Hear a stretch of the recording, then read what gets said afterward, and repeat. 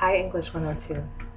In this short presentation, I want to talk about expectations for your writing from this point forward, as well as a few tips to help you with the upcoming paper and several announcements for our class. So as I go through the presentation, you will probably want to take notes because I'll give reference pages and examples as I move along. I've had a chance to look through your discussion questions, and I know you're a sophisticated set of student writers, but everyone could use reminders. So in terms of the baseline for college writing, it's good to remember that all college writing has a beginning, middle, and end. Even in a discussion question, you need some type of focus that organizes your thoughts. In your rhetorical analysis paper, I'll be looking for a very focused claim that we've been revising this week on the discussion board. For my class, I consider a well-developed paragraph 5 to 7 sentences.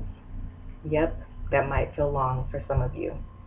It's a good measure, though, to determine if you have an adequately developed body paragraph. One sentence is a topic sentence. One sentence shares an example, anecdote, or quote, and then you have a couple of sentences to develop or explain that quote or anecdote. And finally, most strong paragraphs end with some kind of summary of what's been said and the significance. One thing you may want to pay attention to is the type of transitions that you use. I notice in student writing, it's very easy to rely on those transitions we were taught in sometimes high school or elementary school, like firstly, secondly, thirdly, and in conclusion. Transitions, however, show the logic of your thought. They help your reader to make connections. And actually, firstly, secondly, and thirdly should usually be used when you're organizing your paper in a climactic sequence and you're building up to something. So take a look at page 304 and 305 in our They Say, I Say textbook. It has a lot of great examples of transitions, and they're organized according to what they mean. Finally, regarding the body of the paper, you'll want to be thinking about writing paragraphs that make sense for your analysis. So don't feel compelled to stick to that 5-paragraph body essay that we've all learned. In this class, you're free. Use as many paragraphs as your paper needs within the paper page limit that I've laid out for you. Don't feel compelled to write 5. However, you may find that you need 6 or 7. One thing I'd like to see in this paper is that you address the big picture. And this particular slide gives you a visual representation of where you might want to include that. So think again about the argument that you're critiquing and why people might still want to talk about it. And also think about the significance of what you discovered in terms of the author's writing. What can you share with your reader about how well logical or emotional appeals work for a particular type of argument? This is the big picture that we should be thinking about for this assignment. I also wanted to give you an example of an analytical paragraph. You can read the text here on your own time. You could also ask your substitute today to discuss this in more detail. But one thing to keep in mind is that analytical paragraphs and summary paragraphs, even argument paragraphs, work very differently. In an analytical paragraph, what I expect to see is a strong topic sentence, followed by a quote or example, and some sentences explaining your particular detail that interests you. You should be trying to answer the questions that you see below and pointing to the overall purpose of the paper. Sometimes this is a tricky skill to master for student writers. We tend to most easily write in summaries. One analogy that helps me to keep in mind the difference between summary or an opinion-based response and an analysis is thinking about the different types of movie reviews that we get from friends and critics. So a summary is comparable to a superficial or surfacey movie review. For example, Godzilla was pretty good. It had great effects. It's about this primal creature coming back to save America from these two more evil creatures. What I just shared with you was a summary and my surface opinion. It's a pretty entertaining film if you haven't seen it.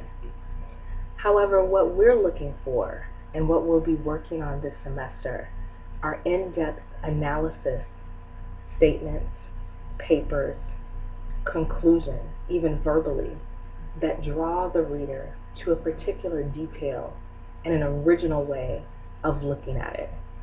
So for example, I might share with you that after watching Godzilla, I thought about the parallels that were made between the American soldier and this huge creature, Godzilla, which on the surface of things seemed to be kind of odd.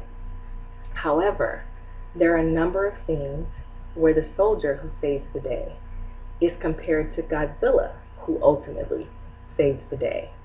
And if you want to look even deeper beneath the surface, I think that the film makes an argument that the bad or evil creatures Godzilla has to save America from are comparable to some of the countries that we go to war with that are equally influenced by nuclear energy.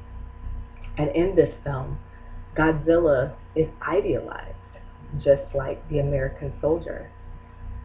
We don't really criticize how wars happen when war times are going on. And in the film, we don't or aren't able to criticize America's use of nuclear energy because of our attention is diverted. So that's an analysis, and it's debatable. Hopefully it wasn't a spoiler alert.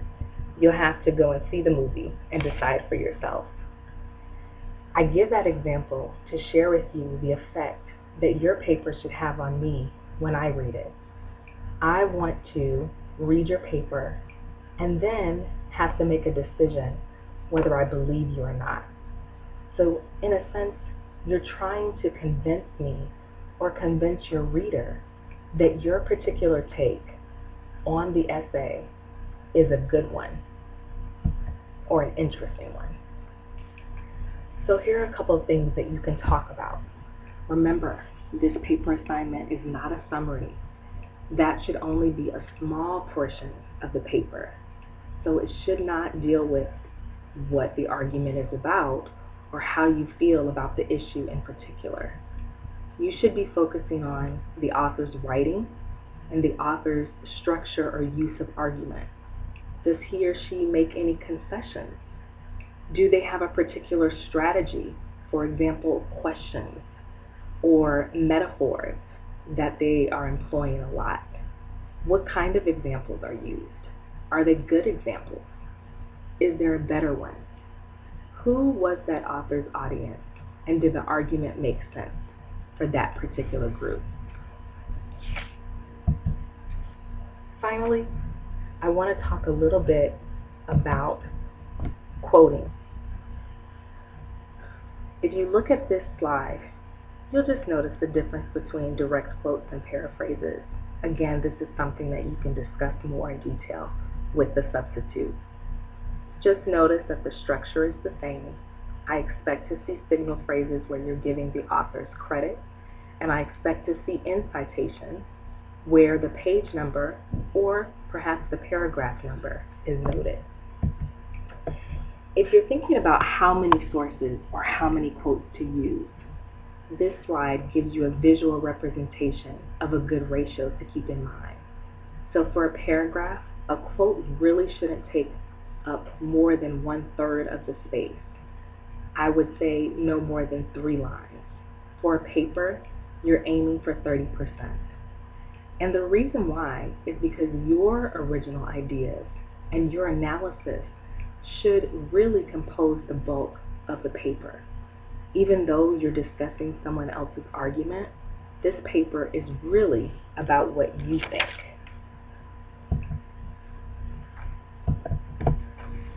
These are just a few additional tips that show you how source mentions are formatted in MLA. The first time you bring in a source, you should use the author's first and last name. The second time you bring in a source, you should only use the author's last name. Do not use Ms. or Mr. or Mrs.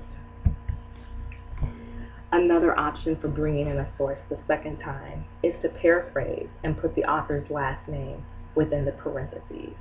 Essentially, after your first introduction of this author and the title, you only need to refer to him or her by the last name.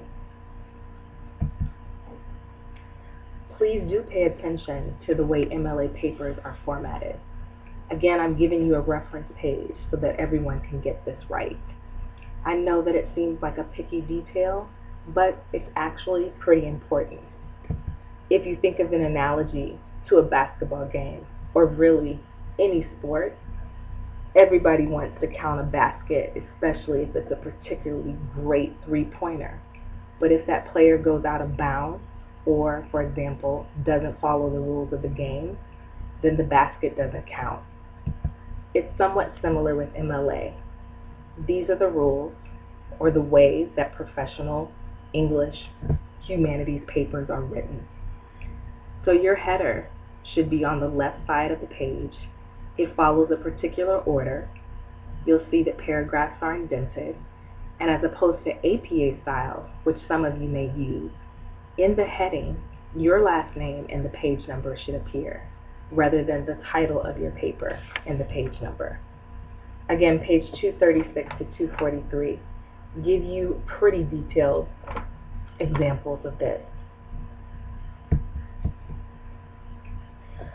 So now that I've talked about what's expected in the paper, how analytical paragraphs are composed, I just wanted to show you where you'll be submitting it. There will be a link after class that says Rhetorical Analysis Rough Draft.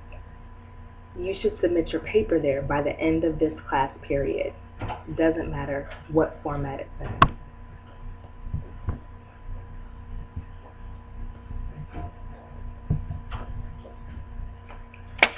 So just to recap, I hope this was helpful. I've put additional resources in our Blackboard page for you to review. There's a sample outline and 2 sample papers in the Week 2 folder. You might start by looking at that outline to see if there are any points that you could use for your paper. I hope that I've given you some things to discuss with Professor Berry during your time in the lab. You might ask him to check your thesis statement again. You might ask him about the type of source that you're using and how it should be formatted according to MLA, especially the end citation on the works cited page. You might ask him to review a paragraph to make sure that you have analysis down and that you aren't merely summarizing. In this class period, you should really use the time wisely. Again, you have a deadline at the end of the class period to submit your rough draft. However, I am extending the final deadline for the paper to Tuesday. This way, even though I'll be giving you feedback on your rough draft, I'll be available on Monday for office hours. So you can come and talk to me about your paper, either before class, starting at 10 a.m., or after class, right after class. Hopefully we'll all get a chance to discuss your writing, and everyone will turn in a really great paper they can be proud of.